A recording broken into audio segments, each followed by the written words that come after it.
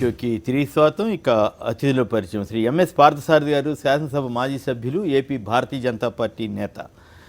శ్రీమతి వాసిరెడ్డి పద్మ గారు, వైఎస్ఆర్ కాంగ్రెస్ పార్టీ అధికార ప్రతినిధి. శ్రీ దేవి ప్రసాద్ గారు, Telangana breweries corporation chairman, TRS నేత, ఉద్యోగ సంఘాల గౌరవాధ్యక్షులు. శ్రీ బెల్లయ్య నాయక్ గారు, కాంగ్రెస్ పార్టీ నేత, ఆ పార్టీ అధికార ప్రతినిధి. Adivasi Banjara AIC Adivasi national vice chairman. Right, okay. అయితే ఈ కర్ణాటక చర్చలోకి వెళ్ళడానికి ముందుగా ఆంధ్రప్రదేశ్లో జరిగిన ఘోరమైనటువంటి ప్రమాదం, లాంచీ ప్రమాదంలో దాదాపు 40 మంది మరణించారంటున్నారు. మొదట 10 మంది వరకే ఉండొచ్చేమని వార్తలు వచ్చాయి, ఇప్పుడు 40 మంది అంటున్నారు. తాజా పరిస్థితి ఏంటో తెలుసుకుందాం. ముందు ఒకసారి అక్కడ మా ప్రతినిధి రామచంద్రరావు దేవీపట్నం దగ్గర ఉన్నారు. రామచంద్రరావు, చెప్పండి, ఏమిటి పరిస్థితి? అసలు లాంచీ ప్రమాదంపై తాజా సమాచారం ఏమిటి? సార్, దీనికి గురించి స్పష్టంగా ఎంతమంది ప్రయాణం చేస్తున్నారనే అంశం మాత్రం ఇంకా అధికారులకు ఒక కొలిక్కి రాలేదు. కానీ ఖచ్చితంగా దాదాపు 20 నుంచి 30 మంది మాత్రం జల సమాధి అయ్యారన్న అంశం మాత్రం ఇక్కడ స్పష్టంగా మనకి కనిపిస్తుంది. నిన్న 4:30 సమయంలో వాడపల్లి సమీపాన ఈ ప్రమాదం జరిగింది. మొత్తం లాంచీలో అధికారికంగా 36 మంది ప్రయాణిస్తున్నట్టు జిల్లా కలెక్టర్ కార్తికేయ మిశ్రా చెప్పడం జరిగింది. అయితే ఆ పడవలో ప్రయాణిస్తున్న 10 మంది మాత్రం తీరానికి చేరుకున్నారు. ఆయన లెక్కల ప్రకారం చూసుకుంటే దాదాపు 26 మంది జల సమాధి అయిన పరిస్థితి. అయితే అనధికారికంగా ఇక్కడ స్థానికులు మాత్రం పడవ దేవీపట్నం నుంచి బయలుదేరేటప్పుడు మాత్రం 50 మందికి పైగా ఉన్నారు అని చెప్తున్నారు. దీంతో ఈ మార్గ మధ్యలో ఎవరైనా ప్రయాణికులు దిగారా లేదా అన్న అంశం ఒక స్పష్టత కాలేదు. దీనిపై గాలింపు చర్యలు. రామచంద్రరావు, మొన్ననే ఒక పెద్ద ప్రమాదం నుంచి బయటపడ్డాం అనుకుంటే సడన్ గా ఇది జరిగింది. ఇప్పుడు అక్కడ వీటిని కంట్రోల్ చేసే యంత్రాంగం ఏమి ఉండదా? అధికార యంత్రాంగం కానీ అట్లేమి ఉండటానికి అవకాశం లేదా? వాస్తవానికి పర్యాటక శాఖతో పాటు ఇతర రెవెన్యూ అధికారులు దీన్ని పర్యవేక్షించాల్సిన పరిస్థితి ఉంది. అయితే కొంతవరకు వీళ్ళ నిర్లక్ష్యంతో పాటు బోట్ నిర్వాహకులు కూడా పెద్దగా అవగాహన లేకపోవడంతో రోజు జరిగే తంతుగా భావించడంతో ఇలాగా తాజాగా కూడా ప్రమాదం జరిగినట్టు తెలుస్తుంది. అక్కడ మనం వాడపల్లిలో కొందరిని కలవడం జరిగింది. వారంతా వర్షం ఎదురుగాల్లో వచ్చిన దశలో పడవను ఆపేయమని చెప్పినప్పుడు కూడా నిర్లక్ష్యంగా పడవను కొనసాగించడం వల్ల ఈ ప్రమాదం జరిగినట్టు తెలుస్తుంది. ఇప్పటికే జగన్మోహన్ రెడ్డి సూచన మేరకు వైఎస్ఆర్సీపీ నాయకులు కూడా ఇక్కడ చేరుకుని సహాయ చర్యలు చేపట్టే పరిస్థితి కనిపిస్తుంది.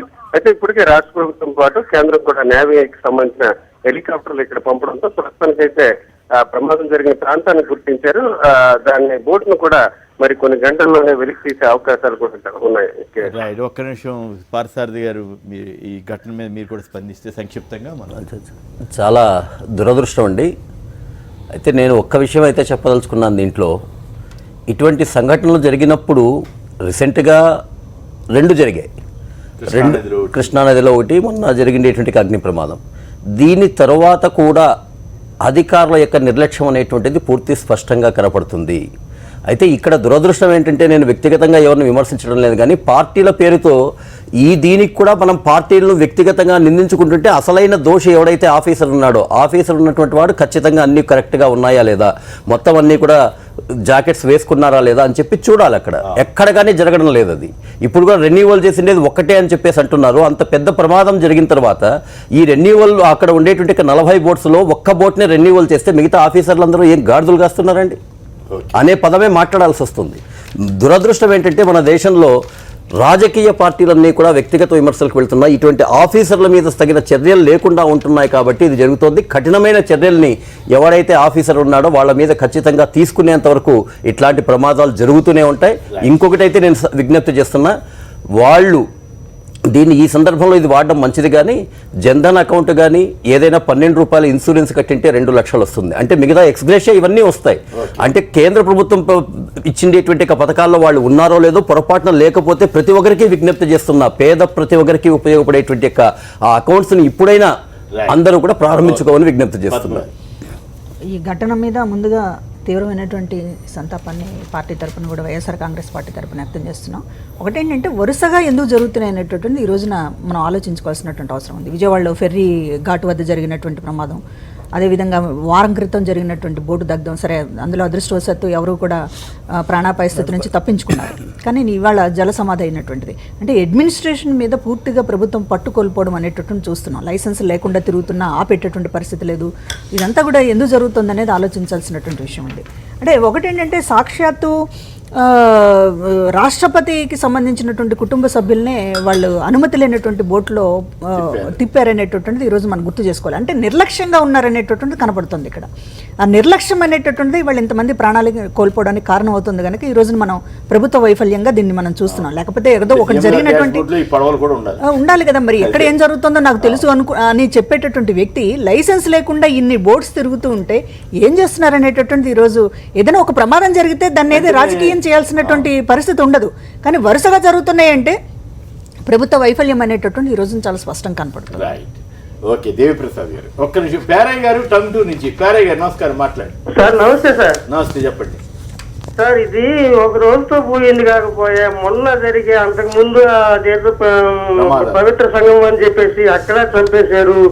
అసలు ఒకటి జరిగిన తర్వాత అయినా కానీ మంచి చెడు ఏం జరుగుతుంది అని చెప్పి ఒక డిపార్ట్మెంట్ దాని మీద వాళ్ళు సెటిల్ చేసి దాన్ని పర్యవేక్షణ లేకుండా ఈ రకంగా చంపుకుంటా పోతా ఉంటే అది పట్టలేదు సార్. మినీ మహానాడు ఎక్కడ పెట్టాలన్నా, ఏ తీర్మానాలు చేయాలా, ఏ దొంగ చెప్పాలు చేయాలా, ఏ తీర్పులు చేయాలా, జనాలు ఏ రకంగా బాధపడాలి? నో పేరయ్య గారు తప్పు, మీరు అట్లా మాట్లాడకూడదు. ఎందుకంటే సందర్భం కాదు అది. వాళ్ళ పార్టీ తరఫున వాళ్ళు మాట్లాడుకుంటారు, వాళ్ళు చేసుకుంటారు. దానికి దీనికి మీరు అట్లా పోల్చకూడదు. దీని వరకు ప్రభుత్వం సరిగా చేయలేదు, లేకపోతే నిన్న జరిగిన దానికి మరుసటి రోజు ఇట్లా జాగ్రత్తలు తీసుకుని ఉన్నట్టయితే బాగుండేది చెప్పాలి తప్ప ప్రతిదానికి రాజకీయం ఆపాదించడం అనేది కరెక్ట్ కాదు. పేరయ్య గారు, ఐఎమ్ సారీ, మీరేమనుకోవద్దు. బట్ అది దేనికైతే ముందుగా ఆ బాధితులకి సానుభూతి చెప్పాలి తప్ప ఇంకో రాజకీయంగా ఏం మాట్లాడకూడదు. మీరు వాడు మహానాడు వాళ్ళు నడుపుకుంటారు, తప్పే ఉంది దాంట్లో. రైట్, దేవిప్రసాద్. సంఘటన చాలా దురదృష్టకరం. ఎందుకంటే చాలామంది ప్రాణాలు పోయినాయి. ఎందుకంటే పర్యటన కోసం పోయినటువంటి వాళ్ళు చనిపోవడం అనేటువంటిది చాలా విషాదం. ఇటువంటి ఘటనలు 2-3 కూడా చాలా సీరియస్గా జరుగుతూ ఉన్నాయి. ఈ ఇంతకుముందు పార్థసారథి గారు మాట్లాడుతూ అధికారుల నిర్లక్ష్యం తోడైంది. కానీ గతంలో ఆ బోటుని అనుమతించినప్పుడు అక్కడ ఉండేటువంటి స్థానిక రాజకీయ నాయకులు అధికారులను పక్కకు దోసి ఆ బోటును తీసుకుపోయినటువంటి వార్తలు కూడా వచ్చినాయి. కాబట్టి ఇలా ఒక్కరిని మనం అధికారులనే నిందించేటువంటి అవసరం లేదు. ఈ లైసెన్స్లన్నీ ఎవరికి ఇస్తా ఉన్నారు, ఆ బోటును నడిపించేటువంటి వ్యవస్థ ఎట్లా కొనసాగుతా ఉన్నది, దానిలో ఏమేమి డీల్స్ జరిగినాయి, ఒక మంత్రికే సంబంధాలు ఉన్నాయి ఆ బోటుకు సంబంధించిన కూడా వార్తలు వచ్చినాయి, కృష్ణానదికి సంబంధించి. కాబట్టి ఇటువంటి అన్ని ఘటనలు జరుగుతున్నాయి. మనం ఒక్కరిని భారతదేశ వాళ్ళని గాడిదలను తిట్టడం అనేటువంటిది పార్థసారథి గారు మరి నేను ఎట్లా డెఫినెట్ గా అధికారులకు తప్పుంటే శిక్షించాలి, వాళ్ళకి అవసరమైనటువంటి చేయాలి. కానీ వాళ్ళని ఒకేరినే బాధ్యత చేసి మా బాధ్యత ఏం లేదని చాలా సీరియస్ కదా. ఇప్పుడు ఎందుకు చెప్తున్నానంటే సార్, నేను ఆ పదం కూడా ఎందుకు వాడాల్సి వస్తుందంటే రాజకీయ నాయకులు నేను చెప్తాను. వ్యవస్థ కారణమైన రాజకీయ నాయకులు ఉపయోగించండి. ఒక నిమిషం. ఫైనల్ సైనింగ్ అథారిటీ రాజకీయ నాయకుడి చేతిలో ఉంటుందా, ఎన్జిఓ చేతిలో ఉంటుందా? అందరూ రాజకీయ నాయకులు డైరెక్ట్ గా వచ్చి చేయలేరు సార్, రాజకీయ నాయకులు చెయ్యలేరు. దయచేసి దీంట్లో నేను గమనిస్తున్నాను. నేను వాళ్ళని విమర్శించడం కాదు, అటువంటి అవమానం మాట్లాడడం మంచిది. నేనైతే ఆ బాధతోనే మాట్లాడితే భారతీయ జనతా పార్టీ వ్యక్తిగతంగా వాళ్ళు పోయితే బాధతోనే మాట్లాడుతున్నాను తప్ప ఇంకొకటి కాదు. ఎందుకంటే ఇప్పుడు మీరు ఏదో ఉన్నటువంటి ఎవరో ఒక నాయకుడి మీద కోపంతో మొత్తం ఉద్యోగులు తిట్టే పరిస్థితి. అవును, ఇలా అశోక్ బాబు మీద కోపం మీద మొత్తం ఉద్యోగులు అందరూ తిడతా ఉన్నారు. అవును, నేను మాట్లాడలేదు సార్. నేను అశోక్ బాబు మీద కోపంలో దాని గురించి ఉంటే దానికే చెప్తాను. నేను మాత్రం అది అనడం లేదు, దయచేసి మీరు అనుకోకండి. నేను అది కాదు. అక్కడ 26 లైసెన్సులు ఉంటే 26లో ఒకటే రెన్యూవల్ అయితే 25 చూడాల్సిందేటువంటిది ముఖ్యమంత్రి, రాజకీయ నాయకుడు, ఇక్కడ ఉండేటువంటి వాళ్ళు. నేను కంక్లూడ్ చేస్తాను. దీని మీద సరైనటువంటి మానిటరింగ్ ఉండాలి, అధికారులకు శిక్ష వేయాలి, ఇవన్నీ చేయాలి. తర్వాత ఇంకొక వైపు ఇలా 2 వైపులు పడవలు ప్రయాణాలు జరుగుతూ ఉన్నాయి. ఒకవైపు రాజమండ్రి నుంచి, ఒకవైపు భద్రాచలం నుంచి. ఇక్కడ ట్రైబల్ సహకారంతో వీళ్ళందరితో కూడా ఇక్కడ బోట్స్ నడిపేటువంటి తీరులో కొంత జాగ్రత్తలు తీసుకుంటా ఉన్నారు. స్థానికులకు నాయకత్వం ఉండడం వల్ల కొన్ని సమస్యలు రావని మేము చెప్పబోతాం. చెప్పండి. ఎక్కువ మంది గిరిజనులే అక్కడ ఎక్కువ ప్రయాణం చేయడం జరుగుతున్నట్టు చాలా దురదృష్టకరం, బాధాకరమైనటువంటి సంఘటన. దీనికి ప్రధాన కారణం ఏంటంటే అసలు వాళ్ళకు వదిలేస్తే వాళ్ళు నడిపించుకుంటున్నారు. అట్లా కాకుండా దాని కమర్షియల్ యాంగిల్ తీసుకోవడం వల్ల జరుగుతున్నటువంటి నష్టం. రెండవది, బోటు కెపాసిటీకి మించి దాంట్లో బోట్లకు జనాలను ఎక్కించడం. ఎందుకంటే ఈ మధ్య కాలంలో ఇప్పుడు సెలవులతోని భద్రాచలం నుంచి ఇటు నుంచి కానీ అటు రాజమండ్రి నుంచి కానీ ఇక నెక్స్ట్ మనం పోలవరం కట్టేస్తే గోదావరి అందాలను తిలకించలేము అనేటటువంటి బాధతో చాలామంది ఎంప్లాయీస్ కూడా పిల్లలతోని వెళ్ళి ఆ ఏరియా అంతా చూస్తున్నటువంటి పరిస్థితి ఉంది. ఇటువంటి క్రమంలో ఎక్కువ జాగ్రత్తలు తీసుకోవాల్సినటువంటి బాధ్యత ప్రభుత్వం మీద ఉంటుంది. ఆ పని చేయడంలో ప్రభుత్వం విఫలమైంది. ఈ మొత్తం వరుస వైఫల్యాల కారణం అన్న రివ్యూ చేసుకోవాలి కదా. ఒకటి జరిగిన వెంటనే అది ప్రభుత్వ పరంగా తీసుకోవాల్సినటువంటి పని మరి ప్రభుత్వం నిమ్మక నీరునెత్తుగా ఎత్తినట్టు ఎందుకు ఉన్నదో నాకు అర్థం కావట్లేదు. అసలు పట్టించుకున్నట్టు దాని మీద దృష్టి పెట్టినట్టు జనాల ప్రాణాలకు విలువ ఉన్నట్టు కూడా అనిపిస్తలేదు నాకు. చంద్రబాబు గారి డాష్ బోర్డ్ లో ఏంటివి లైట్లు ఎలగకపోతే స్ట్రీట్ లైట్ ఎలగకపోతే తెలుసు కానీ మన దగ్గర మన భారతదేశంలో ఒక దురదృష్టం ఏంటంటే మనిషి ప్రాణాలకు విలువ లేదు. ఎందుకంటే జనాభా ఎక్కువ పెరిగింది కాబట్టి అనుకుంటున్నాను. అదే ఇతర దేశాల్లో ఒక మనిషి ఏదన్నా చిన్నది జరిగిందంటే వెంటనే దాని మీద ఎంత పెద్ద ప్రభుత్వం అన్న కేంద్ర ప్రభుత్వాల దాకా రియాక్ట్ అవుతాయి. కానీ మనుషులు రోడ్ యాక్సిడెంట్లలో ఇటువంటి సంఘటనలు జరుగుతుంటే దీన్ని కంట్రోల్ చేయాలంటే అనేటటువంటి విధానమే లేదు. దాని మీద ఒక పర్మనెంట్ సొల్యూషన్ అనేటటువంటి పద్ధతి లేదు. 3 రోజుల క్రితమే జరిగితే వెంటనే అలర్ట్ అవ్వాలి కదా, ప్రతి బోట్ ని ఏంటి వెరిఫై చేయడం. కాబట్టి అది వెంటనే ప్రభుత్వం జాకెట్స్ ఉండాలి, జాకెట్స్ అవన్నీ ఉండాలి కదా. వెంటనే రియాక్ట్ ఇప్పుడు జాకెట్స్ వేసుకున్నారా లేదా అనేటువంటి యంత్రాంగము ఏ రాజకీయ నాయకుడు చేయలేడండి. అంటే ఎవరికి ఇచ్చినా కూడా బోట్ల యంత్రాంగం ఉండదండి, బోట్ల ఎవరు అధికారులు ఉండరు. సార్ దయచేసి అధికారులకు రాజకీయ అధికారులు ఎవరు కూడా స్వతంత్రంగా పనిచేయగలిగినటువంటి పరిస్థితి లేదండి. రాజకీయ నాయకత్వమే శాసిస్తున్నది, రాజకీయ నాయకత్వమే అధికారులు వ్యవహరిస్తున్నారు. బెదిరించి అదిరించి ఆయన చేయకుండా ట్రాన్స్ఫర్ చేసి ఇంకొని పెట్టుకొని సంతకాలు పెట్టించుకుంటున్నారు. కాబట్టి ఇప్పుడున్నటువంటి డెమోక్రసీలో ఆ బ్యూరోక్రసీ అంతా స్వతంత్రంగా చట్ట ప్రకారం పనిచేస్తుందనే భ్రమలో ఉంటే ఏం చేయాలి నేను. రైట్. శ్రీనివాస్ గారు ఐపోలవరం నుంచి చెప్పండి. మీ జిల్లా మధ్యలో కదా జరిగింది గోదావరిలో, ఏమిటి ఈ ప్రమాదం మీద మీరు ఎట్లా స్పందిస్తారు? అక్కడ ఉన్నవారు అందరికి నమస్కారం అండి. నమస్కారం. నమస్కారం చెప్పండి. నమస్కారం మాట్లాడండి. జాగ్రత్త చర్యలు ఏమో లేకుండా లైసెన్సులు ఇచ్చేటప్పుడే కరెక్ట్ గా చూసుకుని ప్రతి ఇయర్ కూడా లైసెన్స్ ఉన్నటువంటి స్టాండర్డ్ బోట్సే కాదా అనేది గవర్నమెంట్ ఎప్పటికప్పుడు తీసుకోవాలండి. తర్వాత ఏంటంటే అక్కడ మెయిన్ అక్కడ ఉన్నాయన్నీ కూడా అధికారులు ఏంటంటే రాజకీయ నాయకులు బోట్స్ అన్ని కూడా ఇంచుమించుగా అదే బెనామీల పేర్లు పెట్టి నడుపుతారండి. బెనామీలను పెట్టుకున్నారని చెప్పడం వల్ల వాటికి స్టాండర్డ్స్ లేకపోయినా అధికారులు కూడా ఏం చేయలేని పరిస్థితి ఉంటుందండి అక్కడ. దాని గురించి అక్కడ మేము కూడా ఒకసారి అక్కడికి వెళ్ళామండి. పట్టిసీమ తర్వాత పాతకొండలో దర్శనానికి వెళ్ళినప్పుడు చూసామండి. అక్కడ ఏంటంటే సిగ్నల్స్ అయ్యి ఉండవు. మెయిన్ ప్రాబ్లం ఏంటంటే కమ్యూనికేషన్ కూడా ఉండదండి. అటువంటిప్పుడు అక్కడ చాలా జాగ్రత్త తీసుకుని చేయవలసినటువంటి రెస్పాన్సిబిలిటీ ముందు గవర్నమెంట్ కి ఉంటదంటే తర్వాత ఆఫీసర్స్ కూడా ఉంటది. లోపల ఏదైనా జరిగినా కూడా ఎటువంటి కమ్యూనికేషన్ ఉండదు. అక్కడ తీసుకునేటటువంటి చర్యలన్నీ కూడా ముందుగానే దాన్ని ఎందుకంటే మీరు కూడా బాగా చెప్పారు. ఎందుకంటే రాజకీయ వార్తల మీద ఎప్పుడైతే చర్చించవచ్చు, కానీ ఇంత ఘోరమైనటువంటి ఇన్సిడెంట్ జరిగితే మనం దాని గురించి మాట్లాడకుండా, దాంట్లో ఉన్న మంచి చెడుల గురించి మాట్లాడకుండా మనం వేరే వాటికి వెళ్ళటం కూడా కరెక్ట్ కాదని మనం ఈ చర్చ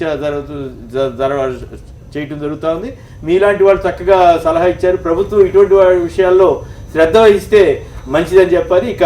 ఇక కర్ణాటక ఎన్నికల రాజకీయం ఎలా మారుతోంది? తమాషాగా ఉంది. టీఆర్ఎస్ మద్దతు ఇచ్చినటువంటి జేడీఎస్ ఇప్పుడు అప్పట్లో కాంగ్రెస్ వారు విమర్శించేవారు, బీజేపీ ఏజెంట్గా కేసీఆర్ పనిచేశారు. ఇప్పుడు వాళ్ళెళ్ళి కాంగ్రెస్తో కలిశారు. అలా అయినప్పుడు కూడా దేవగౌడకి కేసీఆర్ డబ్బులు ఇచ్చారని షబ్బీరాలు ఆరోపిస్తున్నారు. మరోవైపు కాంగ్రెస్ జేడీఎస్ల కూటమికి మరి గవర్నర్ అవకాశం ఇస్తారా? ఎవరా? అతిపెద్ద పార్టీగా బీజేపీని పిలుస్తారా?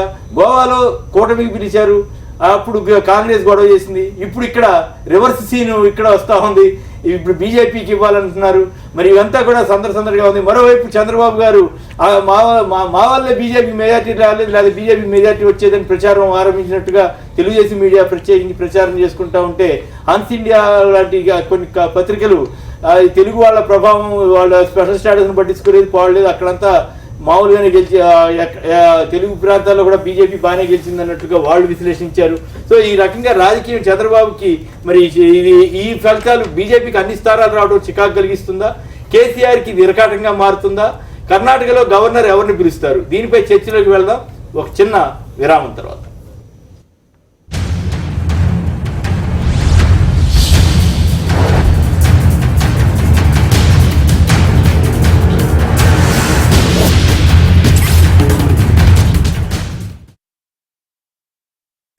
రైట్, ఇక తిరిగి స్వాగతం. ఇక చెప్పండి పార్థసారథి గారు, ఏమిటి ఇప్పుడు ఎట్లా గోవా ఎఫెక్టు, అట్లాగే గోవాలో చేసిన దానికి ఇక్కడ కర్ణాటకలో చేసిన దానికి మీకు కూడా ఇబ్బందిగా ఉంది, బీజేపీకి తలనొప్పిగానే అయినట్టుంది కదా, ఎట్లా ఇప్పుడు ఏం చేయబోతున్నారు? అయితే సోలీ సొరాబ్జీ మాత్రం ఫస్ట్ సింగిల్ లార్జెస్ట్ పార్టీని పిలవాలన్నాడు. రెండు విషయాలు ఉన్నాయండి ఇక్కడ. వాస్తవంగా మనం ఎంతైనా మాట్లాడుకోవచ్చు, కానీ గవర్నర్ గారి యొక్క విచక్షణాధికారం మీద అది ఉంది. అనేక రకాలుగా థింక్ చేయొచ్చు. గతంలో ఉండేటువంటి యొక్క దాంట్లో కొయిలేషన్స్ ఏ విధంగా ఫెయిల్ అయినాయి అనేటువంటిది వారు కన్సిడర్ చేయొచ్చు.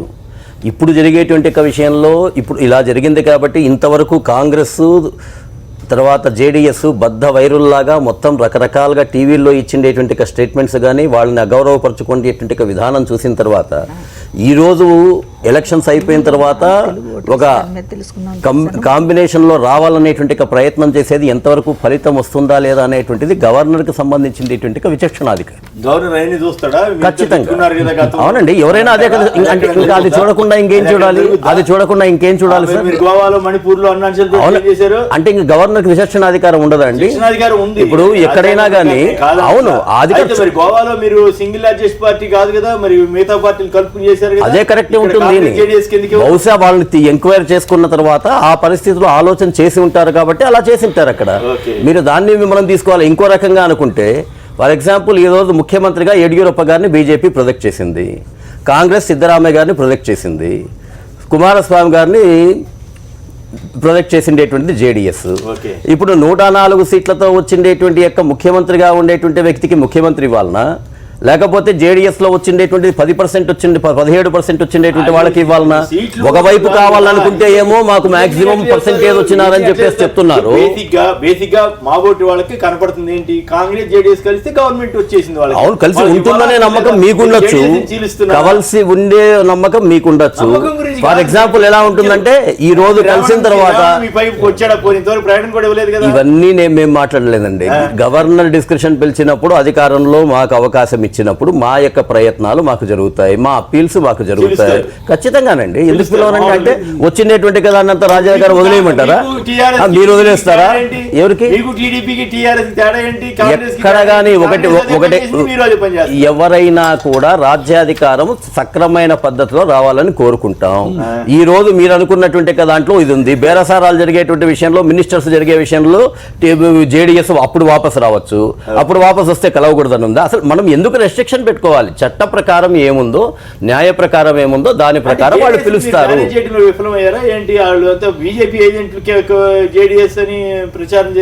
ఇప్పుడు కాంగ్రెస్ వాళ్ళు ఇప్పుడు ఏదన్నా ఉందండి, ఇప్పుడు మీడియా ఉంది, మీడియాకు వార్తలు కావాలి, రాజకీయ నాయకులు వార్తలు కావాలి, ఏది వీళ్ళైనా చెప్తారు. మీరే చెప్పారు ఇంతకు ముందు జేడీఎస్ అట్లా కామెంట్ చేసింది, తెలుగుదేశం ఇట్లా కామెంట్ చేసింది. ఆ రోజుకి ఆ రోజు వార్త, ఆ రోజు యొక్క newspaper tomorrow's waste paper లాగా ఉంది కాబట్టి ఆ రోజు వార్త కోసం అందరం ఏమైనా మాట్లాడతాం. ఈ రోజు కూడా అదే మాట్లాడతాం, రేపటికి మళ్ళీ అది మాట్లాడడం. ఓకే, ఇష్యూ అది కాదు కదా. ఇప్పుడు మీరు ఏం చేయబోతున్నారు అనేది చర్చ. అక్కడ అవకాశం పిలవమని అడుగుతున్నాం, ఇచ్చిన తర్వాత పరిస్థితి చూస్తాం. నమస్కారం, చెప్పండి మీరేమంటారు? హలో మధు గారు మాట్లాడారు. Good morning sir. కర్ణాటకలో ఏం జరగాలి, గవర్నర్ ఏం నిర్ణయం తీసుకోవాలని మీరు అభిప్రాయపడుతున్నారు? Good morning sir. వేదిక మీద ఉన్న పెద్దలందరికీ నమస్కారం. నమస్కారం, మాట్లాడండి. కర్ణాటకలో జరిగినటువంటి ఎన్నికల్లో న్యాయబద్ధంగా, చట్టబద్ధంగా, రాజ్యాంగాన్ని గౌరవించినట్లయితే ప్రజల చేత ఎన్నుకోబడ్డ ఎమ్మెల్యేలు ఎక్కువ మంది ఎవరైతే కలిసికట్టుగా మేము ఈ ప్రభుత్వాన్ని నడిపి ప్రజలకు న్యాయం చేస్తామన్న వాళ్ళకి పట్టం కట్టాలి. అంతే తప్ప తక్కువ సీట్లు వచ్చి కేంద్రంలో మా పార్టీ అధికారంలో ఉంది కదా అని మరి గవర్నర్ గారు తక్కువ సీట్లు వచ్చిన వాళ్ళని ప్రోత్సహించకూడదు. అట్లా ప్రోత్సహించినట్లయితే రాజ్యాంగాన్ని కించపరిచినట్లుగా ఉంటది. ఇది అధర్మం, ధర్మం కాదు. రైట్, బాగా చెప్పారు. వెంకట్ గారు హైదరాబాద్ నుంచి. వెంకట్ గారు నమస్కారం. Good morning sir. నమస్కారం అండి. మాట్లాడండి సార్ ఇప్పుడు నిన్నటి నుంచి ఎల్లో మీడియాలో కాంగ్రెస్ ఎట్లా ఓడిపోయిందనే దానికంటే కూడా బీజేపీ ఎందుకు 8 మ్యాజిక్ ఫిగర్ రాలేదన్న దాని మీద ఎక్కువ చర్చ పెట్టారు వాళ్ళు. రెండోసారి ఇప్పుడు కుమారస్వామి సీఎం కావటం అనేది అత్యంత అన్యాయం. ఎందుకంటే సార్ ఫెయిల్ అయినోనికి, ఎంట్రన్స్ లో ఫెయిల్ అయినోనికి ఉద్యోగం ఇచ్చినట్టే ఉంటది. అది మరి ఏం చేస్తాం, మరి వ్యవస్థలో అట్లా ఉంది కదా, రాజ్యాంగంలో ఆ ఫెసిలిటీ ఉంది కదా. ఇప్పుడు వాళ్ళిద్దరు కలిస్తే మెజారిటీ వచ్చింది, ఇవాళ వద్దా మరి?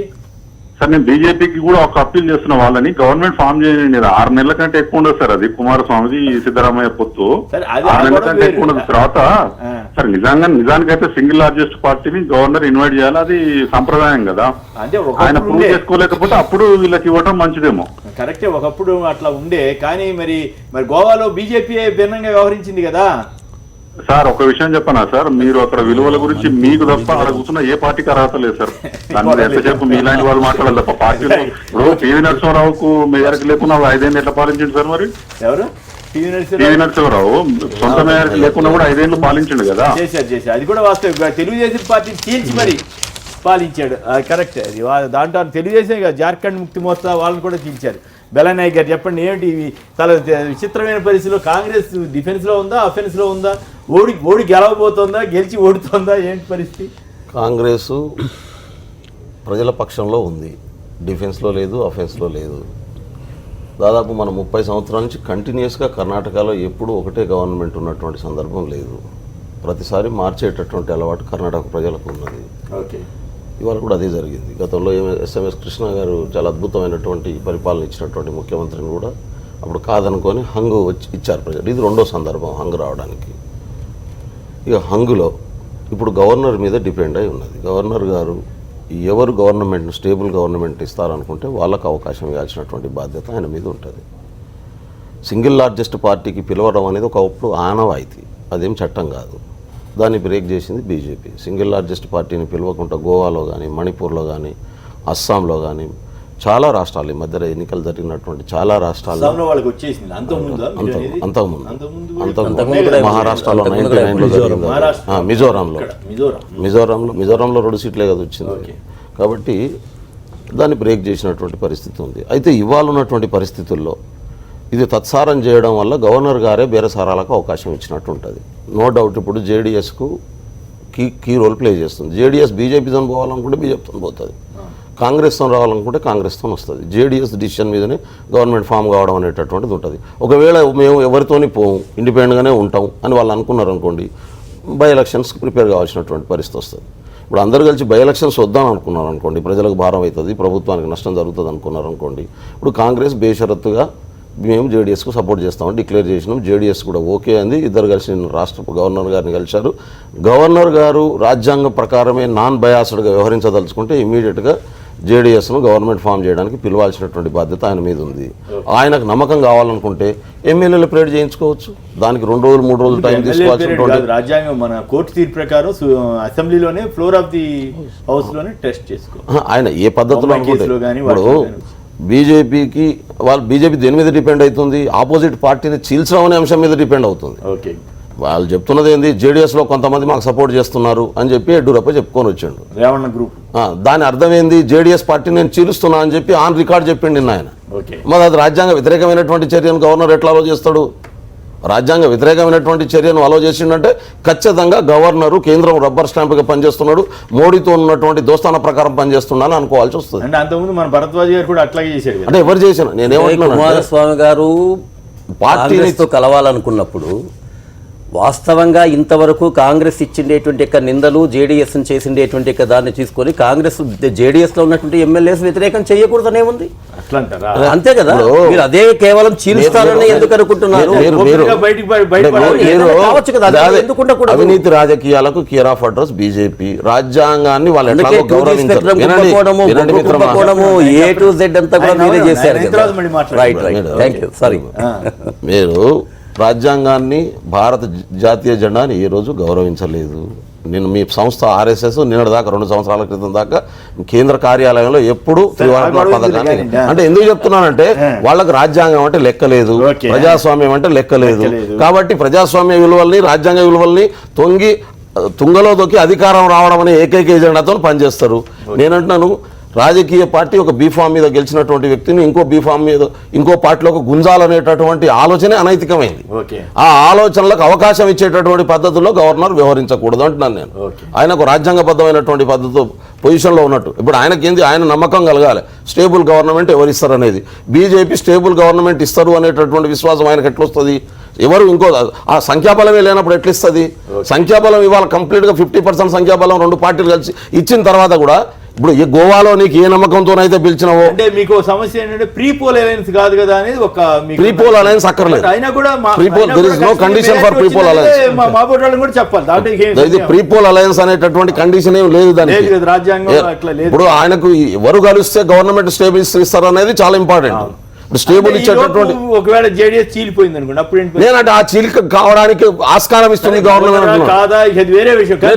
నేను ఇక్కడ ఏంటంటే కేంద్ర గవర్నర్ స్వతంత్రంగా కాదు, 16 సంవత్సరాలు వరుస పెట్టి ఏదైతే గుజరాత్ లో బడ్జెట్ ను మంత్రిగా ప్రకటించిండో అదే వ్యవస్థను ఇక్కడ కొనసాగించాలనుకుంటున్నా నేను. ఎవరున్నా అదే పరిస్థితి కదా. గవర్నర్లు ఎట్లా దాన్ని సమర్థిస్తామా మనం? గవర్నర్లు ఎప్పుడు ఏమన్నా స్వతంత్రంగా పనిచేస్తారు? స్వతంత్రంగా కుముద్ పెంచేసి ఇక్కడ ఏం చేశారు? ఇప్పుడు 1-2 సంఘటనలు గవర్నర్లు స్వతంత్రంగా మొన్నటిదాకా బీజేపీ వాళ్ళని అల్లల్లాడిచ్చాడు కదా అప్పుడు కాంగ్రెస్ నేనేమంటున్నాంటే బ్యాడ్ గా పనిచేసిన గవర్నర్లు ఉన్నారు, చట్ట ప్రకారమే పనిచేసినటువంటి గవర్నర్లు ఉన్నారు.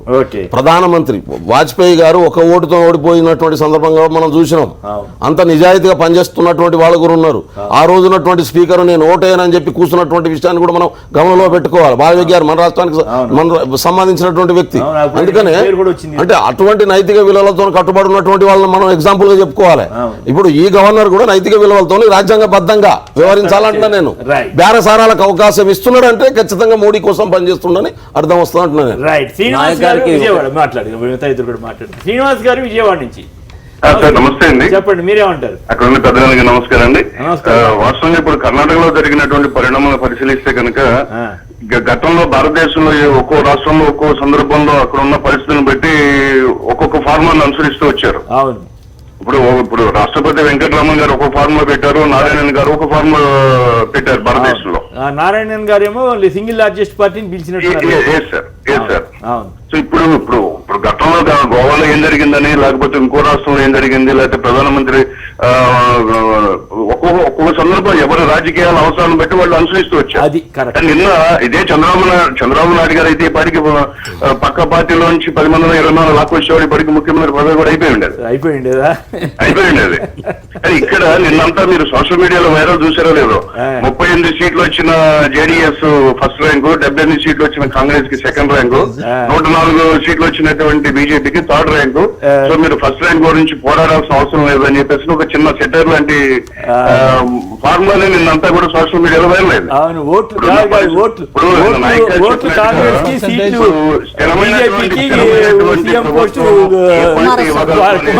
చూడాలనేటువంటిది మంచి పాయింట్. ఏమంటారు?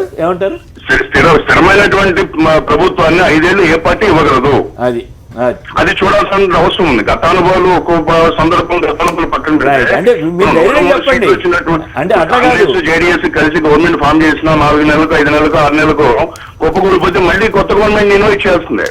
కరెక్టే కానీ గవర్నర్ మీరు 6 నెలలు నడపలేరని అనలేడు కదా, అట్లా అనకూడదు కదా సార్. ఇప్పుడు ఉన్నటువంటి రాజకీయ వాతావరణంలో ఏ పార్టీలోనూ ఎమ్మెల్యేలు ఎవరు శాశ్వతంగా ఉండే రాజకీయ పార్టీలు చీల్చడాన్ని మీరు సమర్థిస్తామంటారు. అది ఎందుకు అనుకుంటారు?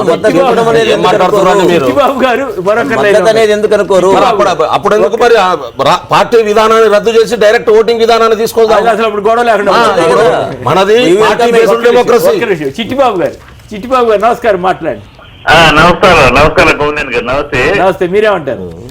ఇప్పుడు అది జరుగుతున్న డిస్కషన్ ఇప్పుడు నైతికత అనే దానికి, నైతికత అంటే నైతిక అనే దానికి అర్థం ఇప్పుడు అక్కడ ప్రజలు కాంగ్రెస్ ను తిరస్కరించారు, జేడీఎస్ ను తిరస్కరించారు, బీజేపీని కూడా తిరస్కరించారు. అధికారం ఇవ్వలే వాళ్ళకి, మెజారిటీ సీట్లు బీజేపీని కూడా తిరస్కరించారు మిత్రమా, వాళ్ళకి పవర్ ఇవ్వలే. ఇప్పుడు ప్రజలు తిరస్కరించబడిన 2 పార్టీలు వాళ్ళు మా ఓల్డ్ మైసూరులోను మిగతా చోట్ల 40 కాన్స్టిట్యూన్సీలు ఒకరికొకరు వాళ్ళిద్దరు పోటాపోటీగా పోరాడుకున్నారు, విరోధులుగా పోరాడుకున్నారు. మేమిద్దరు కలుస్తాము, ఆఫ్టర్ ఎలక్షన్ మేము కలుస్తాము, ఒకరినొకరు తిట్టుకున్నాం, పోరాడుకున్నాం, ఇప్పుడు కలుస్తాము అని అంతా అది నైతికమా? మెజారిటీ సీట్లు వచ్చిన పార్టీ అధికారం మాకు అవకాశం ఇవ్వండి అంత నైతికమా? అట్లే కాదు ఇక్కడ చిట్టిబాబు గారు బీజేపీ వారికి గుడ్గానే కనపడవచ్చు, కానీ మా పార్టీ వాళ్ళం అయితే అట్లాంటి సమర్థించజాలం. ఖచ్చితంగా ఏదైనా అనైతికమే అవుతుంది. ఎందుకనంటే అది మీరు చెప్పింది వాస్తవం, ఏదో వాళ్ళిద్దరు తిట్టుకున్నారు కదా అని. కానీ రాజ్యాంగంలో గవర్నర్ గారు మీ ఇద్దరు తిట్టుకున్నారు కాబట్టి నేను ఇవ్వలేనని నేను చెప్పడం కరెక్ట్ అవుతుందా?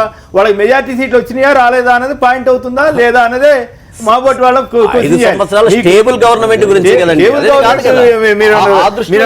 పెట్టారా? రూల్ లేదు కదా, కుమారస్వామి పెట్టారు, మీరు కలిసారు, స్టేబుల్ గవర్నమెంట్ రూల్ లేదు కదా. దేవిప్రసాద్ గారు చెప్పండి, మీది ఒక పెద్ద తమాషా పరిస్థితి అయిపోయింది. మొన్నదాకా బీజేపీ ఏజెంట్లు అన్నారు, ఇప్పుడు మీ వాడు కాంగ్రెస్ ఏజెంట్ అయిపోయాడు. ఇప్పుడు ఎట్లా? ఎవరేమనుకుంటే వాటి తమాషాలు మమ్మల్ని ఎందుకు లాగుతారు? ఇప్పుడు మా పార్టీ గురించి ఎవరెవరు ఏమనుకుంటే దానికి మేము ఎందుకు బాధ్యులం కావాలి? ఫెడరల్ ఫ్రంట్ అని అడౌట్ చేసి వాళ్ళు కాంగ్రెస్ లో చేరుతున్నారు. మమతా బెనర్జీ వాళ్ళంతా వెళ్ళి ఇప్పుడు ఒక్కటి కేసీఆర్ గారు గవర్నర్ ఏం చేయాలి? ఒకటి 2 జాతీయ పార్టీలకి ధీటుగా ఇవాళ జేడీఎస్ పార్టీ నిలబడగలిగింది, ఉన్న సీట్లను కాపాడుకోవడం. అంతే కదా. ఇప్పుడు 2 జాతీయ పార్టీలు ఇంత అంతే కదా. ఇప్పుడు గతంలో ఉన్న సీట్లను కాపాడుకొని ఇలా నిలబడగలిగింది అంటే కేసీఆర్ ఎఫెక్ట్ కాదు, జేడీఎస్ గొప్పతనం, అందరు గొప్పతనం. ఇప్పుడు డెఫినెట్ గా ఒక పార్టీకి మద్దతు ఇచ్చినప్పుడు పెరిగేటువంటి ఆత్మస్థైర్యం వేరే ఉంటుంది. అటువంటి ఆత్మస్థైర్యం జేడీఎస్ కలిగింది అనేటువంటి భావన మాకుంది. రెండవది, ఇవాళ పార్థసారథి గారు స్టేబుల్ గవర్నమెంట్ ఉండానా లేదనేది గవర్నర్ క్రైటీరియా కాదు కేసీఆర్ గారు. ఎందుకు గవర్నర్ స్టేబుల్ గవర్నమెంట్ ఉండానా ఉండొద్దా అనే పరిశీలన ఆయనకు ఉండదు. ఫ్లోర్ ఆఫ్ ది హౌస్ లో 50% కంటే ఎవరికి ఎక్కువ ఉన్నాయి, మద్దతు ఎవరికి ఉందని చూస్తారు. అట్లా లోపలికి పోతే ఇవాళ ఓట్ల శాతం కూడా ఎంక్వైరీ చేసి 35% కాంగ్రెస్ కి వచ్చిందని చెప్పి కాంగ్రెస్ పార్టీని ఆహ్వానించేటువంటి స్థితి గవర్నర్ ఉండదు. నేను అందుకని గవర్నర్ ఉన్నటువంటి క్రైటీరియా ఏంటంటే ఫ్లోర్ ఆఫ్ ది హౌస్ లో 50% కంటే వారు అలయన్స్ పెట్టుకున్నారా పెట్టుకోలేదా, అలయన్స్ లని గవర్నర్ అనుమతులతో రావు కదా. డెఫినెట్ గా ఇవాళ చాలా కేసులు ఇటువంటి కోట్లలో కూడా కష్టపడి జేడీఎస్ సపోర్ట్ ఇచ్చారు. ఇప్పుడు ఆ పార్టీ ఉంటుందా ఓడొద్దా చేలొద్దా ఏమవుతుంది? ఏమైతుందో చూద్దాం. గారితో మాట్లాడారా కేసీఆర్ గారు? ఇప్పుడు కుమారస్వామిని నిన్న దేవగౌడను అభినందించినట్టు వార్తలు వచ్చినాయి. డెఫినెట్ గా వాళ్ళు కాపాడుకున్నందుకు అభినందనలు తెలిపినారు. రెండవది, ఇలా చాలా కేసులు ఇదివరకు 2 సీట్లు వచ్చినటువంటి వాటిని పార్టీలకు ఇవాళ భారతీయ జనతా పార్టీ ఇన్ని సుభాషితాలు భారతదేశానికి చెప్తున్నది, కానీ వాళ్ళు చేసినటువంటి చూడండి, మేఘాలయ కానీ గోవా కానీ మిజోరాం కానీ గతంలో ఏమేం చేసారు, ఎట్లా జరిగినాయి అనేటువంటి సజీవ సాక్ష్యాలు ఇవాళ. కాబట్టి ఒకే మా పార్టీనే పిలవాలి, ఇది సాంప్రదాయం. ఎస్ఆర్ బొమ్మాయి కేసులో ఉంది కదా, ఎవరు ఆప్షన్ సుప్రీంకోర్టు ఇచ్చినటువంటి guidance floor of the house లో ఎవరెవరిని పిలవాలనేటువంటి సుప్రీంకోర్టు గైడ్ లైన్స్ కూడా ఉన్నాయి. ఉత్తరాంచల్లో గవర్నర్ తీసుకున్న నిర్ణయాన్ని కోర్టు తిరగదోడి మళ్ళీ గవర్నర్ కు చేసినటువంటి సందర్భాలు కూడా ఉన్నాయి. కాబట్టి ఇవాళ డెఫినెట్ గా 2 పార్టీలకి ఫ్లోర్ ఆఫ్ ది హౌస్ లో మెజార్టీ వచ్చింది. కాబట్టి వాళ్ళని పిలవాలనేటువంటి న్యాయం. ఇవాళ ఆయన ఎంక్వైరీ చేయడం కాదు, ఇవాళ అమిత్ షాను మోడీని కన్సల్టేషన్ చేసి ఎవరిని పెట్టాలనేది నిర్ణయిస్తారు తప్ప ఎంక్వైరీలు గవర్నర్ కు లేవు. ఎందుకంటే ఆయన వాజేలాకు సంబంధించిన ఆయన ఒక ఆర్ఎస్ఎస్ వ్యక్తి, ఆయన ఆర్ఎస్ఎస్ లో సభ్యుడిగా ఉన్నటువంటి వ్యక్తి. ఇలా అన్ని గవర్నర్, అది కాంగ్రెస్ పార్టీ ఉన్నా ఇంకో పార్టీ ఉన్నా గవర్నర్ల వ్యవస్థ మీద ఎన్నిసార్లు ఎన్ని సందర్భాల్లో అనేక మంది, అసలు ఎన్టీఆర్ అయితే ఇంకా ముందుకు పోయి ఇదంతా కూడా ఈ వ్యవస్థని రద్దు చేయాలనేటువంటి చర్చ కూడా జరిగింది, డిమాండ్ జరిగింది. కాబట్టి ఇటువంటి సందర్భంలో గవర్నర్ ఇవాళ డెఫినెట్ గా వెంటనే ప్రభుత్వం ఏర్పాటు చేయడానికి ఈ 2 పార్టీలకు సంబంధించినటువంటి వాళ్ళకి అవకాశం ఇవ్వాలి. ఇద్దరు కలిసి మ్యాజిక్ ఫిగర్ కంటే కూడా ఎక్కువ ఉన్నాయి. ఒకవేళ వాళ్ళు రేపు రేవైనా చీల్చి రేపు అసెంబ్లీలో బల నిరూపణ చేసుకోకుండా డెఫినెట్ గా ఎవరికి ఇవ్వాలో వాళ్ళకి ఇవ్వచ్చు. కానీ ఫస్ట్ ఆప్షన్ గా మాత్రం డెమోక్రాటిక్ ఇవ్వాల్సినటువంటి సోలి సోరాబ్జీ గారు ఎందుకు అతిపెద్ద పార్టీకి ఇవ్వండి అని చెప్పారు? ఇప్పుడు బీజేపీ కర్ణాటకలో మంచి పెర్ఫార్మ్ చేసిందండి. వీళ్ళు వాళ్ళు ఇంకెవరైనా చెప్పినా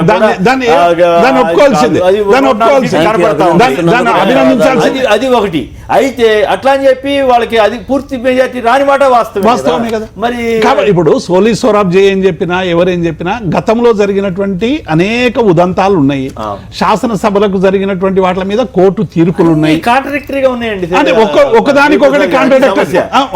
ఇప్పుడు నేను అందుకే చెప్తున్నా కదా, ఇది ఎంక్వైరీల మీద సహేతుక మీద తీసుకునేటువంటి నిర్ణయాలు కాకుండా కన్సల్టేషన్ల మీద తీసుకునేటువంటి నిర్ణయాలుగా ఉన్నాయి. కాబట్టి ఇటువంటి విమర్శలు సంఖ్యత కనబడతాయి. అంతే కదా. ఇప్పుడు అట్లయితే శరణ్ సింగ్ గారికి అంతే కలిపి 30 సీట్లు, అట్లయితే 50 సీట్లు లేవు, ఆయనకి ఇచ్చాడు, కాంగ్రెస్ వాళ్ళు మద్దతు ఇచ్చారు, తర్వాత డబ్బు కూల్చేది. ఇప్పుడు గోవాలో సింగిల్ లార్జెస్ట్ పార్టీ కాంగ్రెస్ వచ్చింది, ఎందుకు ఆహ్వానించలేదు? కాకపోతే క్లెయిమ్ చేయలేదు అంటారు. వాళ్ళు క్లెయిమ్ చేయమంటారు, చేయలేదు అంటారు. కలిసారు, మేము 7 గంటలకు కలిసామండి. క్లెయిమ్ ఏం చేయాలని తప్పుడు ప్రచారం వాళ్ళు చేస్తున్నారు. నేను గోవాలో ఉన్నాను అప్పుడు. దిగ్విసింగ్ నిద్రపోతున్నాడు. సార్ నేను గోవాలో ఉన్నాను, నేను అక్కడే ఉన్నాను. క్లెయిమ్ చేయాల్సిన అవసరం లేదండి. మీ పార్టీ ఆహ్వానించాలి, రాజ్యాంగబద్ధమైన హక్కు అది. అది క్లెయిమ్ చేయడం, క్లెయిమ్ చేయకపోవడం కాదు. శివకోటి న్యూజిలాండ్ నుంచి శివకోటి గారు నమస్కారం. Good morning sir. నమస్కారం, మాట్లాడండి. ఎవరిని పిలవాలంటారు, మీరేమంటారు? ముందుగా బీజేపీ వాళ్ళకి అభినందనలు సార్. ఓకే. ఎందుకే రాష్ట్ర చెప్పేసి ఒక కాన్సెప్ట్ లో అందరూ అభిప్రాయపడుతున్న టైంలో కర్ణాటక ప్రజలు బీజేపీ వాళ్ళకి మంచి అవకాశం ఇచ్చారు సార్. ఓకే సార్, కానీ ఎంత జరిగినప్పుడు కూడా ఒక రాష్ట్రానికి అంగు పరిస్థితి వస్తే కనుక రాష్ట్రానికి తీవ్ర నష్టం జరుగుతుందిసార్. ఓకే. అలాగే ఎప్పుడు కూడా మాక్సిమం ఎస్ఆర్కి వీళ్ళిద్దరూ కాంగ్రెస్ జేడీఎస్ కలిసి పోటీ చేయలేదు కాబట్టి ఆ రెండు కలిపినా కానీ ఒక పెద్ద పార్టీగా చూడలేము సార్ మనం. వాళ్ళు కలిపి పోటీ చేస్తుంటే వాళ్ళని గవర్నర్ వాళ్ళని పిలుస్తుండేవాడు ఫస్ట్. అప్పుడు ఆటోమేటిక్ అలయన్స్ అయిపోతుంది కదా. అలయన్స్ అయిపోయేది, ప్రాబ్లం ఉండేది సార్. కానీ ఇప్పుడు దగ్గరకు వచ్చేసి బీజేపీ పెద్ద పార్టీ ఉంది కాబట్టి ఫస్ట్ బీజేపీ వాళ్ళకి ఇవ్వడం అవకాశం ఉంటుంది, మంచిది అనుకుంటున్నాను సార్ నేను. ఎందుకంటే దేశవ్యాప్తంగా కేంద్రంలో కూడా వాళ్ళ గవర్నమెంట్ ఉంటుంది కాబట్టి రాష్ట్రానికి కొంచెం మంచి జరిగే పరిణామాలు కనపడతాయి. జనరల్ గా చెబుతున్నారు, కానీ ఫ్యాక్ట్ ఏంటి? ఇప్పుడు యాదాపురం ఇప్పటికైతే జేడీఎస్ చేరలేదు, కానీ వాళ్ళిద్దరికి మెజారిటీ ఉన్నట్టుగా వాళ్ళు లెటర్ ఇచ్చారు. లెటర్ ఇచ్చినప్పుడు గవర్నర్ వాళ్ళని కాదని తక్కువ మెజారిటీ ఉన్న వాళ్ళకి 4 సీట్లు తక్కువ ఉన్న వాళ్ళకి ఎట్లా ఇస్తారనేది సహజంగానే ప్రశ్న అవుతుంది కదా పద్మ గారు. ఇప్పుడు ఇలాంటి పరిస్థితుల్లో గవర్నర్ యొక్క విచక్షణాధికారం అనేటటువంటిది ఒకటి ఉంది కదా. దానికి ఇలాగే చేయాలి అనేటటువంటిది ఏమీ లేదు. ఒక్కొక్క గవర్నర్ ఒక్కొక్క రకంగా చేసుకుంటూ వస్తున్నారు. అది రాజ్యాంగబద్ధమే అనేటటువంటిది ఒక వాదన అయితే ఉంది. కనుక సింగిల్ లార్జెస్ట్ మా పార్టీ వరకు అయితే కర్ణాటక ఎలక్షన్కి సంబంధించి అసలు 2 జాతీయ పార్టీలని ఓడిస్తే బాగుండని కోరుకున్నాము, ఏపీకి చేసినటువంటి అన్యాయానికి. సరే, ఉన్నటువంటి పరిస్థితి ఇది.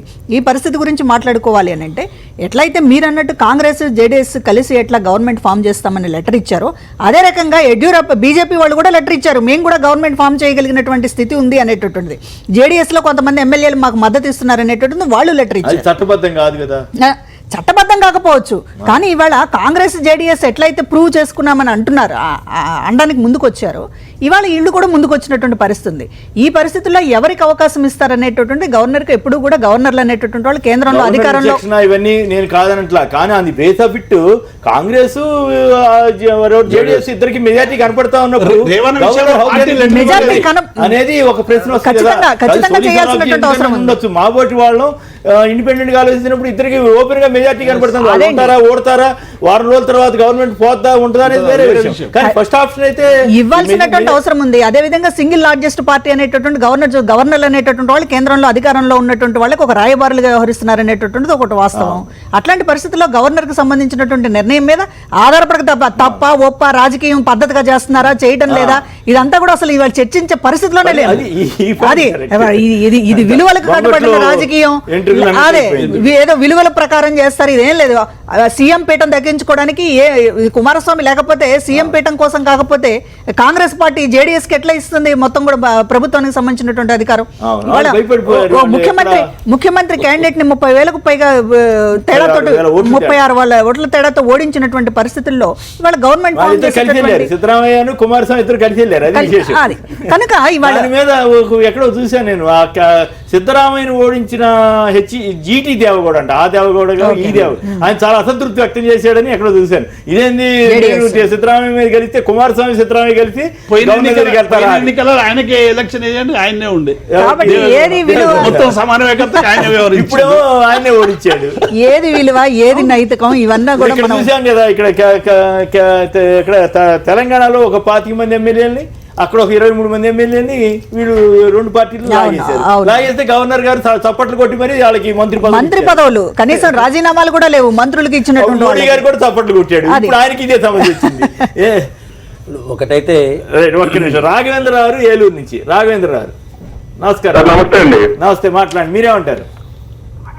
ఇక్కడ నైతికత అనేటువంటి మాటకు వస్తారండి, మనం బేసికల్ గా మనం గవర్నర్ గిరి గురించి మాట్లాడుకుంటున్నాము. నైతికత మీద ఆధారపడి ఉంటది ఇది. ఈ నైతికత అన్నది వాజ్పేయి గారు, అద్వానీ గారు లాంటి మహానుభావులు, వాజ్పేయి గారు ఒక్క ఎంపీ సీటు కోసం ప్రధాన పదవులు వదిలేసుకున్నాడు. అలాంటి పార్టీని భుజాల మీద వేసుకున్నటువంటి ఈ అమిత్ షా గారు, నరేంద్ర మోడీ గారు ఆ నైతికత అనే పదాన్ని కూలి చేశారా? ఓకే. అసలు గవర్నర్ గిరి గులాంగిరి చేశారు. ఓకే. ఈ రోజు అట్లా అది లేనే లేదు. కరెక్ట్. సింగిల్ లార్జెస్ట్ పార్టీని పిలవాలని ఒకరు చెప్తున్నారు. అవును. ఈ మన ఎవరు పద్మ గారు కూడా మా ఆవిడ చలబామ్మ రావు కూడా మన నైతికత అనేది లేదని ఇచ్చారు చిన్న మాట. జగన్మోహన్ రెడ్డి నైతికత లేకపోతే జగన్ గారు చక్రపాణి రెడ్డితో కూడా ఎందుకు ఎమ్మెల్సీగా కంటిన్యూ చేయలేదు? ఖచ్చితంగా నైతికత గురించి ఆయన అడిగిన దానికి సమాధానం చెప్పాల్సింది. నైతికత ఇప్పుడు కర్ణాటక ఎలక్షన్ గురించి నేను మాట్లాడాను. కర్ణాటక ఎలక్షన్ గురించి మాట్లాడాను. రాజకీయాల్లో నైతికత అనేది మస్ట్ గా ఉండాల్సింది అనేది కదా, ఉండొద్దు అనేటట్టు నేను మాట్లాడడం లేదండి. వాళ్ళు అధికారంలో ఉన్న వాళ్ళు అటు ఇక్కడ రాష్ట్రంలో టీడీపీ గానీ లేకపోతే కేంద్రంలో బీజేపీ గానీ నైతిక రాజకీయాలు ఎక్కడ చేస్తున్నాయనేటటువంటి మాట్లాడుతున్నాం. మా గురించి చెప్పుకొస్తే నైతికత మా దగ్గర నుంచి నేర్చుకోవాలి, అది కూడా చెప్తాం. జగన్మోహన్ రెడ్డి గారి నుంచి కొత్త రాజకీయాలు నేర్చుకోవాలి ఎవరైనా సరే. Right, okay. ఒకసారి మీరు సమాధానం చెప్పిన తర్వాత మళ్ళీ మాట్లాడండి.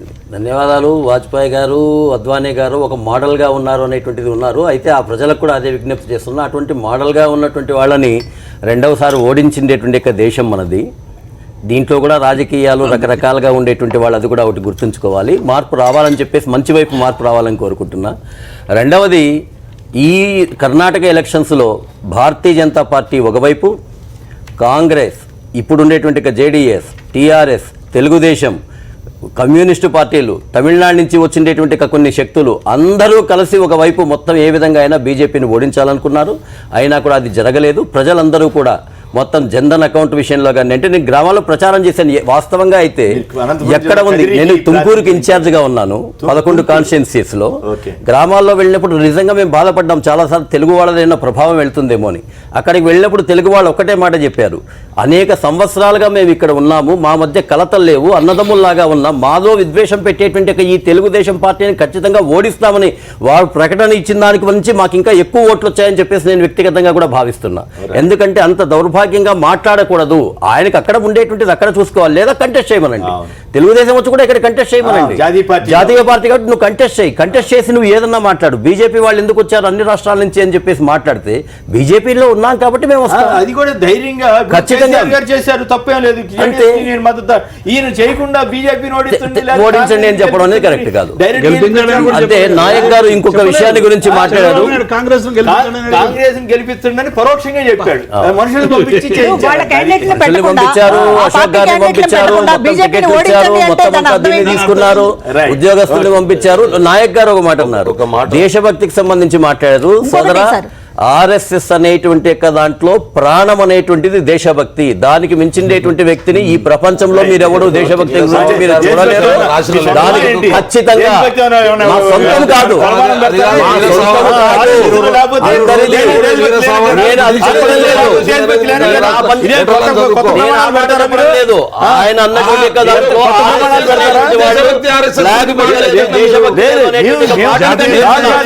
నాకు దేశభక్తి చెప్పడం లేదు కదా.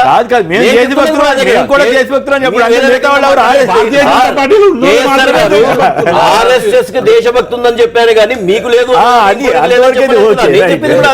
దాంట్లో ఉంటేనే అలాని కాదు. ఆర్ఎస్ఎస్ ప్రథమ లక్షణం దేశభక్తి, రాష్ట్రభక్తి. చేయడంలో బీజేపీ నాయకులు మోడీ నుంచి మొదలు పెడితే గ్రామం దాకా సిద్ధిహస్తులు. కర్ణాటక అబద్ధాన్ని ప్రచారం చేయడం.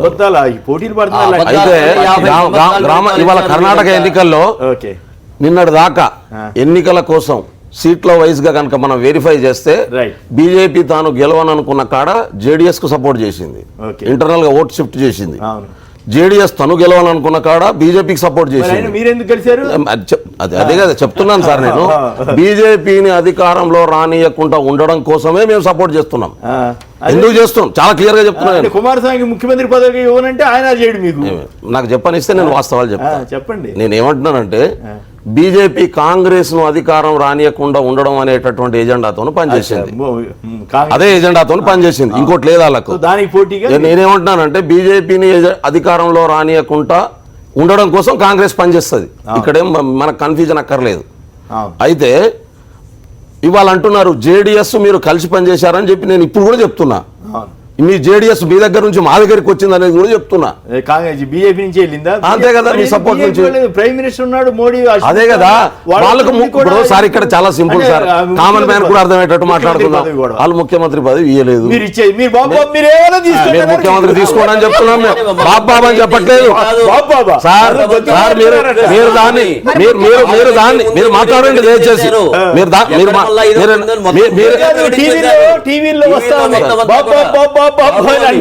అంటే నేనేమంటున్నానంటే మీకు ఇష్టం ఉన్నా లేకున్నా మీ ఛానల్ తో సహా అన్ని ఛానల్ చెప్పండి, నాకు చెప్పండి, నేను ఏం చెప్పదలుచుకున్నా చెప్పని కూడా మీరు ఆపరేయండి. కర్ణాటక కాంగ్రెస్ మెజార్టీ వచ్చింది, వాళ్ళకి ఇవ్వాలని నేను అది ఆ విషయంలో రావట్లేదు సార్. అన్ని ఛానళ్లను బెదిరిస్తున్నది ఇవాళ కేంద్ర ప్రభుత్వం. నేను ఏం చెప్తున్నానో మీరు మాట్లాడితే సార్ నాకు చెప్పనియండి సార్. నేను వాస్తవాలు మాట్లాడుతున్నా సార్. నేను ఏమంటున్నానంటే ఇవాళ రాజ్యాంగ సంస్థలు ఒకవైపు విధ్వంసం చేస్తున్నది, సుప్రీంకోర్టు జడ్జిలే బయటకు వచ్చి మాట్లాడే పరిస్థితి వచ్చింది, వాళ్ళ మాకు న్యాయం కావాలని ప్రజలను అడుగుతున్న పరిస్థితి వచ్చింది. ఇండిపెండెంట్ సంస్థలు ఇండిపెండెంట్ గా లేవు, బ్యూరోక్రసీ ఖతం అయిపోయింది. ఇవాళ ఈ దేశంలో ఒక డెమోక్రసీని కాపాడాల్సినటువంటి బాధ్యత కాంగ్రెస్ మీద ఉన్నది. ముగ్గురు పార్టీలు అట్లాగే ఉన్నాయి. మీరు అట్లా చేయొద్దండి. మీరు అట్లా ఏ సంస్థను కాంగ్రెస్ ఎప్పుడు పాటు చేసిందో చెప్పండి. మీరు చెప్పండి సార్, నాకు మీరు చెప్పండి. నాకు ఎమర్జెన్సీ పెడితే ఏమైంది? ఎమర్జెన్సీ పెడితే ఏమైంది ఒకసారి చెప్పండి నాకు. ఎమర్జెన్సీలో ఏమైంది? ఎమర్జెన్సీలో ఏమైంది? సంవత్సరానికి 303 రోజులు పార్లమెంట్ నడిచింది. 303 రోజులు పార్లమెంట్ నడిచింది. భారత రాజ్యాంగంలో ప్రతిపక్షాన్ని జైల్లో పెట్టి నేతృత్వానికి దానికి ఏంటి? ప్రతిపక్షానికి వ్యతిరేకంగా ఆ రోజు పోరాడిన వాళ్ళందరూ పరిస్థితి ఏంటి? ఆ రోజు జైల్లో పెడతారా? మీరు తీసుకెళ్ళి జైల్లో పెట్టారు. గొప్ప ప్రజాస్వామ్యం చెబుతారా? అది తప్పది. మీరు చేశారు, వాళ్ళు చేశారు.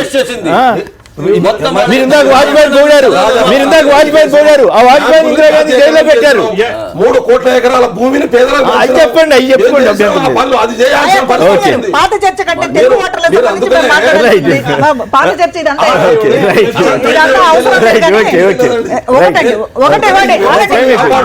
దయచేసి పాత చర్చ వద్దు. కానీ వ్యవస్థను కర్ణాటకలో ఉన్నటువంటి వద్దులేండి పాత చర్చలు ఇవన్నీ ఎప్పుడైనా కాపాడుకోవడం కోసం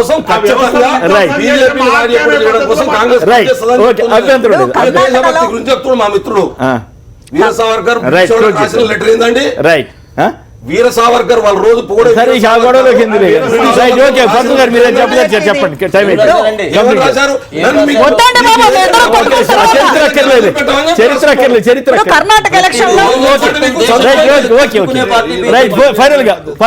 కర్ణాటక ఎలక్షన్స్ లో తెలుగు ఓటర్లు ఏదో బీజేపీని ఓడించారు, ఇది మా ఘనత అనేటటువంటిది వాళ్ళు తెలుగుదేశం పార్టీ ప్రచారం చేసుకుంటుంది. జనరల్ గా వాళ్ళ తెలుగు ఓటర్లు ఉన్నటువంటి చోట్ల బీజేపీకి ఎప్పుడు కూడా వచ్చిన మామూలు స్థానాలు అక్కడ స్థానిక అంశాలు ప్రభావితం చేసింది తప్ప ఇంకొకటి ఏంటంటే తెలుగు ఓటర్లని ప్రత్యేక హోదాకు ముడిపెట్టి ఒక తప్పు చేసి గెలిచిన తర్వాత కూడా ఇవాళ ఫలితాల తర్వాత కూడా ఇవాళ తెలుగు ఓటర్ల వల్ల బీజేపీ ఓడిపోయింది అనేటటువంటి తీసుకొచ్చి వాళ్ళ మెడ మీద కత్తి పెడుతున్నారు. అనవసరంగా ఆయన రాజకీయాల కోసం అక్కడ తెలుగు ప్రజలు బలిపెట్టడం అనేటటువంటి ఎవరైనా ఎక్కడైనా ఖండించాల్సినటువంటి రామారావు గారిని అయితే మొత్తం ఆయన దాదాపుగా మరణశయ్య మీద విచ్చేదానికి కారణమైనటువంటి వ్యక్తి అదే ఎన్టీ రామారావును పెట్టుకుని ఓట్లు అడిగేసి ఆ పార్టీని నడిపేటువంటి వ్యక్తి అదే చంద్రబాబు మీరు తిరిగి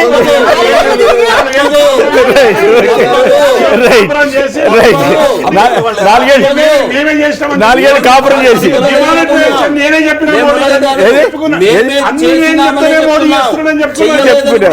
రైట్. పార్థసారథి గారు, పద్మ గారు, దేవి ప్రసాద్ గారు, బెల్లయ్య నాయక్ గారు అందరికి కూడా ధన్యవాదాలు. ఇది నేటి వార్తా విశ్లేషణ కార్యక్రమం. నమస్కారం.